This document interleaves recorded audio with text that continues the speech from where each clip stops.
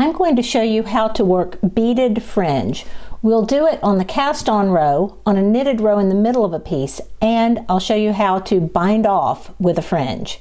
I'll also show you each example with the working yarn held in my left hand and with the working yarn held in my right hand. No matter how you want to knit your beaded fringe, I've got you covered. To cast on and create a beaded fringe at the same time, I'll use a regular long tail cast on. I've strung the beads onto the yarn already, and I'll begin by casting on 2 stitches. The working yarn with the beads is over my forefinger and the long tail is over my thumb.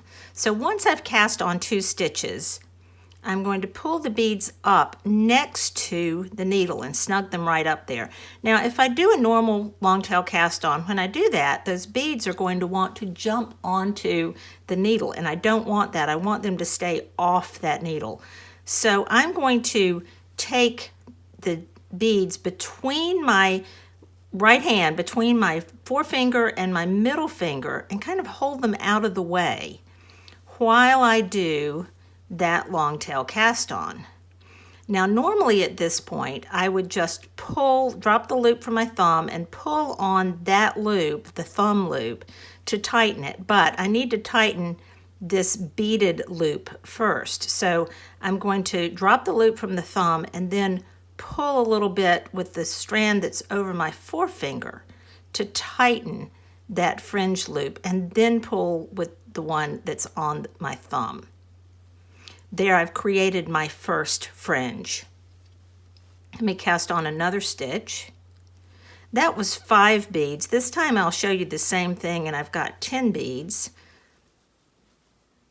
So I'll pull those 10 beads up next to the needle, hold them out of the way with my first 2 fingers of my right hand, complete the long tail cast on, drop the loop from the thumb and tighten it a little bit, but mostly I'm going to pull on the loop over my index finger to tighten that strand up next to the needle. Let's cast on one more stitch. This time I'll bring up 15 beads and do the same thing. Get set up. It gets a little easier to do actually the longer the strand is. Now if I tighten too soon with my thumb, that fringe is not going to work, so I need to pull more with my forefinger. And I'll do one more set. This time I'll do 20 beads.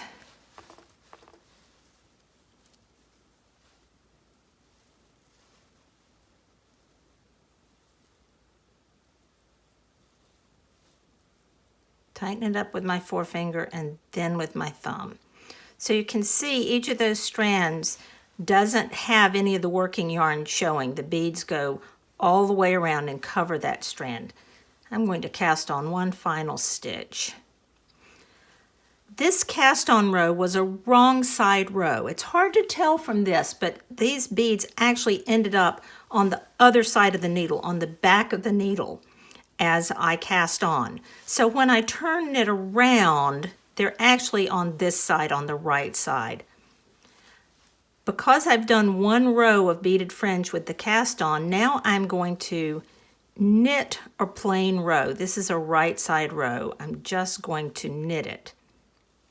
These stitches are a little bit tighter than they might normally be on a cast on, and that's okay. You can still get your needle in there, but you do want them to be a slight bit tight. And you can just knit whatever your normal way is, whether you hold the yarn in your left hand or hold the yarn in your right hand.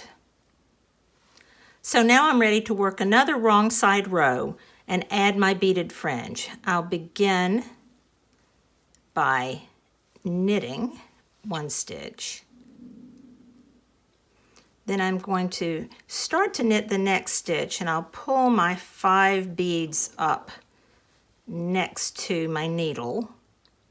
This time, if I'm holding the yarn in my right hand to knit, I'm going to use my left hand fingers to sort of hold that out of the way, knit the stitch, and as I knit the stitch, I'm going to tighten it up to make sure that that fringe closes up next to the needle. Let me do that one more time. I'm going to pull my beads up.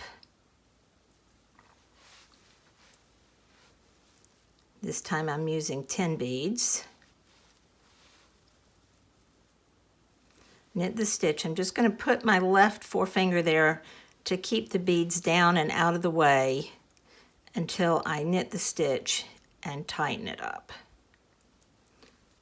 So what if I hold the yarn in my left hand and knit continental style? How am I going to do the fringe then? Well, very much the same way that I did when I cast on. I'll pull those beads up next to the needle, get my working yarn set up, hold the beads out of the way while I knit that next stitch, and then I can let go of that while I drop the stitch and tighten up. Give it a little tug to tighten up that stitch and let the beads just snug up next to the needle. Once more.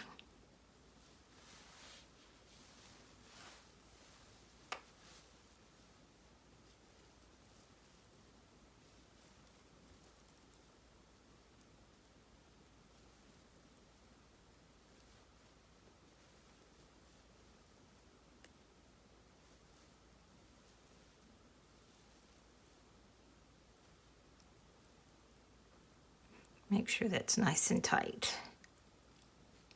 And then finish my row. And this time it's really obvious that the beads end up on the other side of the needle, so on the right side of the fabric.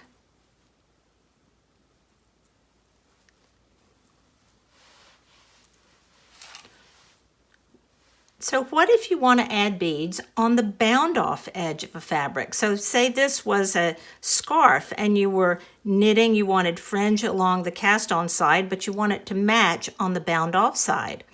Well, all you do is on the next to the last row, you knit a row of beaded fringe just like we did, and then you just bind off on the right side.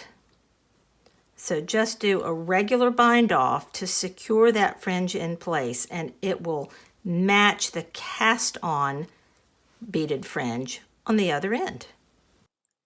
If you'd like more instruction like this, subscribe to my YouTube channel. Check out the links in the video notes for other ways you can find me. Thanks for watching.